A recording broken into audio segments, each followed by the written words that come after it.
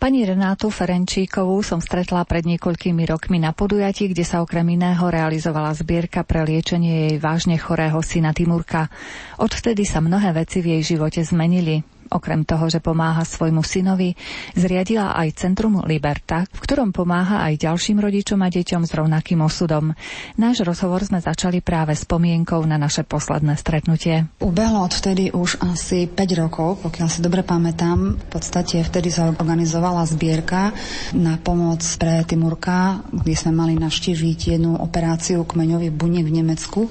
Poprvé sa nevyzbierala taká vysoká suma a po druhé sme po rôznych zisteniach sa rozhodli, že to neabsolvujeme, pretože je to veľmi riziková operácia, ktorá by nemusela dopadnúť dobre a vlastne tie financie sme potom investovali na ďalšie terapie pre ňoho v inom zariadení. Pomohli tie terapie? V podstate on sa nám aj napriek tomu, že nemohol veľa rehabilitovať, pretože pri cvičení premodrával a prestával dýchať, tak sa tak pozbieral, že v súčasnosti má o necelý mesiac 9 rokov, chodí do riadnej základnej školy, je integrovaný medzi zdravé deti v 2. ročníku.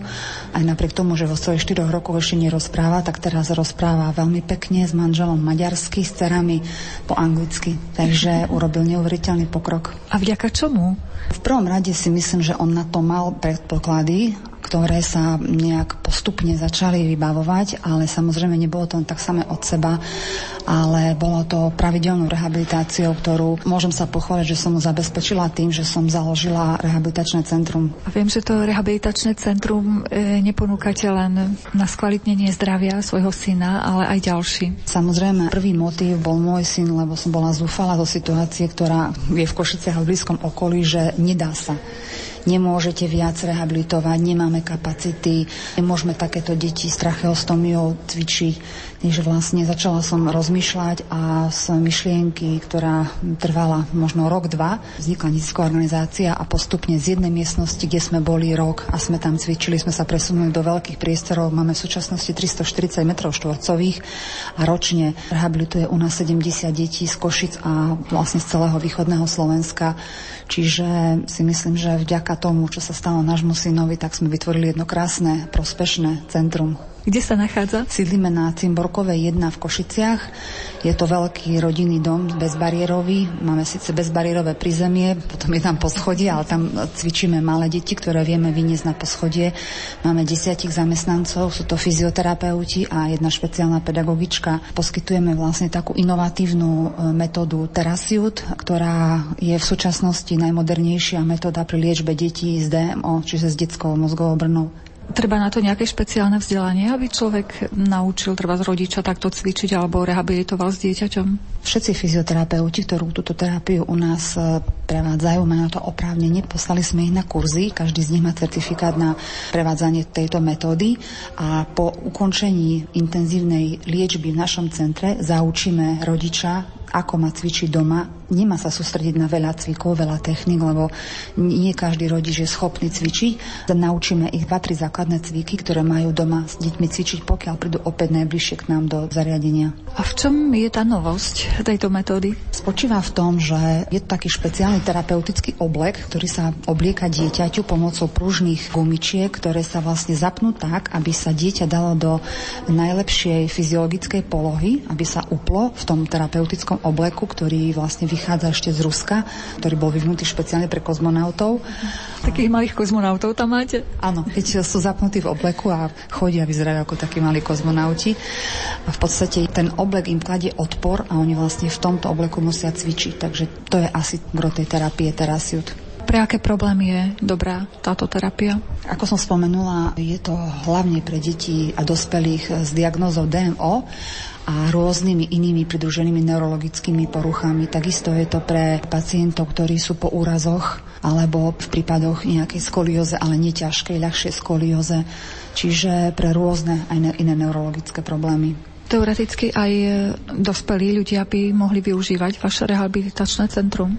Áno, táto metóda je vhodná aj pre dospelých, ale z kapacitných dôvodov máme prevažne deti a mládež, ale máme zopár aj dospelých, lebo nemáme to srdce ich odmietnúť už keď sa prihlásia k nám, ale preferujeme deti. Dá sa to finančne udržať, toto stredisko? Hlavnými príjmami sú 2% z dane a príspevky od rodičov, keďže doteraz sa nám nepodarilo vybaviť žiadne príspevky ani od štátu, ani od VUC, ani od inej inštitúcie, nakoľko nesplňame požiadavky, aby sme boli riadne registrované sociálne zariadenie.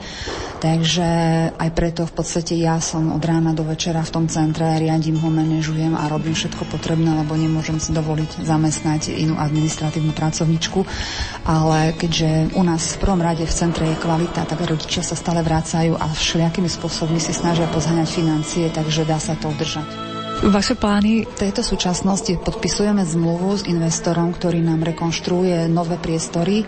Bude to na sídlisku KVP v areáli Drocárov park, kde bola škôlka. Je to ešte raz taký veľký komplex, má to 640 m štvorcových, kde budeme poskytovať aj detský stacionár, takže verím, že sa nám už podarí s VUC spolupracovať. Takže chceme urobiť detský stacionár a rozšíriť našu kapacitu, pridať nejaké iné ešte terapie, aby sme v podstate mali naozaj komplexné služby, spoluprácu so psychológom, s logopédom, s špeciálnou pedagogičkou máme, ako som spomenula, čiže naozaj to zastrčiť to všetko pod jednu strechu, aby nemuseli rodičia behať z jedného kuta mesta na druhý, takže to je taká naša vízia. Koľko klientov využíva vaše služby? Denne máme od tých 15 do 20 klientov, ale s tým, že u nás jeden klient je minimálne na tých 2 až maximálne na 4 hodiny.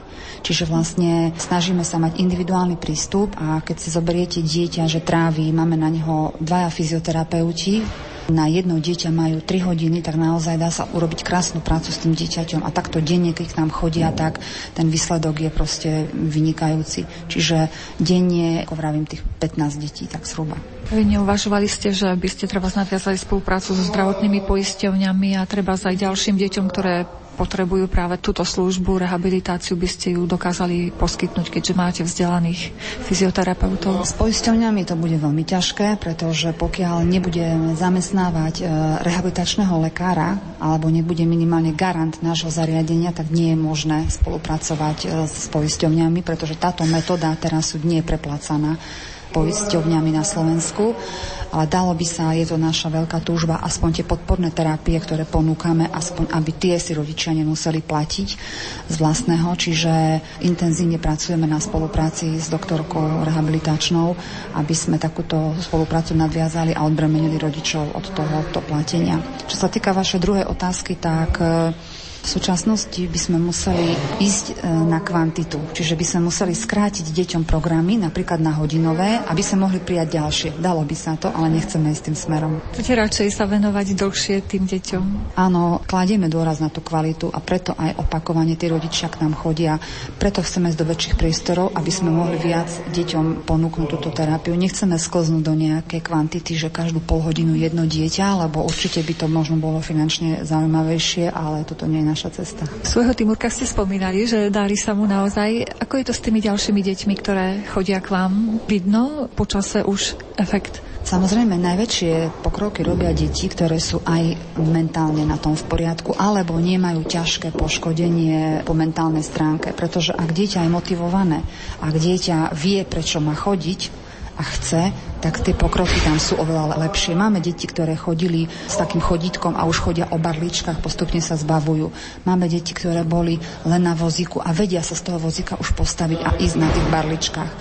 Keď je ťažko postihnuté dieťa, že ležiace, tak v podstate pokrok je to, že sa otočí samo. Čiže tam naozaj nevertikalizujeme ho, nerobíme s ním nejaké náročné cviky, ale učíme sa ho otáčať, aby sa vedel, aby mamka mala aspoň to uľahčené, že to dieťa sa vie otočiť samostatne, vie sa nadvihnúť, vie nejakým spôsobom niečo naznačiť. Čiže tam v základných funkciách pracujeme. Keď vás tak počúvam, tak uvažujem nad tým, že vlastne vy sa stretávate aj s mamkami, ktoré sa venujú týmto deťom, že môžete im byť takou oporou trošičku v tom ich probléme, lebo určite to nie je príjemné, ak je dieťatko choré. Áno, stáva sa mi to pravidelne, že keď mamka taká nová príde k nám do centra a zistí, že ja sama mám postihnuté dieťa, vidím, že je veľmi, veľmi rada, pretože ja viem, čo ona prežíva. Všetkým som si v podstate prešla tým, že náš syn mal ťažký začiatok a mal rôzne druhy diagnóz a v podstate ešte má.